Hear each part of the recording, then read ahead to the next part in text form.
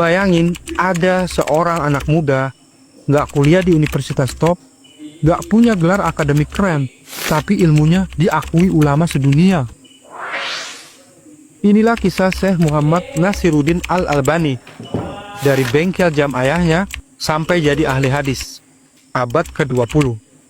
Perjalanannya yang gak cuma luar biasa, tapi juga bikin banyak orang tercengang. Nama beliau Syekh Muhammad Nasiruddin Al-Albani. Lahir tahun 1914 di kota Shkodra, Albania. Waktu itu Albania lagi kacau secara politik ya. Banyak pengaruh barat masuk, hukum Islam mulai tergeser. Ayah beliau, Al-Hajj Nuhajati Al-Albani, adalah seorang ulama lulusan Universitas Al-Azhar, Mesir. Tahun 1923, keluarga Albani pindah ke Damaskus, Suriah, demi mempertahankan lingkungan Islam.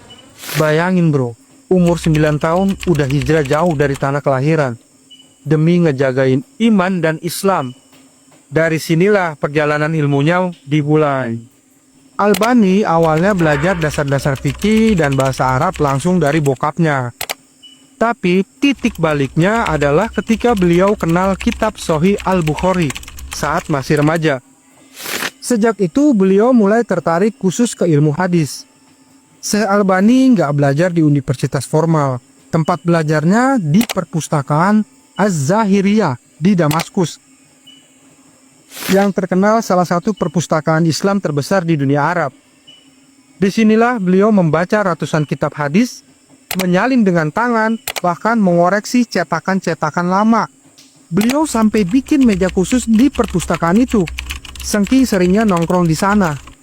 Bayangin aja men, anak-anak seringnya nongkrong di kafe, tapi Syekh Albani nongkrongnya di perpustakaan. Tiap hari, dari pagi sampai tutup tuh perpustakaan. Keren banget dedikasinya. Syekh Albani belajar langsung ke beberapa ulama besar di Damaskus. Syekh Albani pernah belajar ke Syekh Said Al-Burhani untuk fikih Hanafi, Syekh Muhammad Bahjat Al-Baitar hadis dan tafsir, Syekh Rakib At-Tabak sejarah Islam. Tapi fokus utama beliau adalah self-tauh. Beliau meneliti manuskrip, membandingkan sanad hadis, dan menulis tahqiq. Kalau anak zaman sekarang belajarnya dari YouTube, Albani belajarnya dari kitab yang belum dicetak langsung. Manuskrip asli berusia mungkin ratusan tahun. Dia tulis ulang, kasih catatan, terus nyari sanadnya sampai ketemu. Pencapaian Syekh Albani menulis dan mentahqiq lebih dari 100 karya hadis. Diundang jadi dosen di Universitas Islam Madinah tahun 1961 sampai 63. Buku-bukunya jadi rujukan hadis oleh ulama besar dunia seperti Bin Baz dan Utsaimin.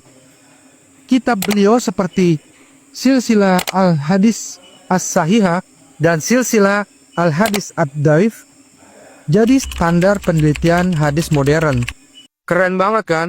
Karya beliau bukan cuma dipakai di Arab, tapi sampai Amerika, Eropa, bahkan jadi referensi di perpustakaan internasional. Memang Syekh Albani cukup kontroversi. Banyak yang gak suka karena beliau tegas membedakan hadis sahih dan dhaif. Bahkan jika itu populer di masyarakat. Syekh Albani sering diserang karena membongkar amalan yang menurutnya gak ada dasar kuat di hadis. Tapi beliau selalu menjawab dengan ilmiah tanpa maki-maki. Buat Syekh Albani, kebenaran hadis lebih penting daripada perasaan orang. Tapi semua dibawa dengan adab bro. Dari tukang jam jadi ulama hadis kelas dunia, Syekh Albani ngebuktiin, asal lu punya niat tulus dan disiplin belajar, lu bisa jadi cahaya bagi umat. Keren kan? Pertanyaannya, kita udah sejauh apa berjuang nyari ilmu ya? Untuk teman-teman yang suka video ini, jangan lupa like dan subscribe channel ini. Kalau ada kesalahan atau ada referensi, tulis di kolom komentar teman-teman, biar kita sama-sama belajar. Kalau ada kesalahan, gue minta maaf. Sampai ketemu di video-video selanjutnya. Assalamualaikum warahmatullahi wabarakatuh.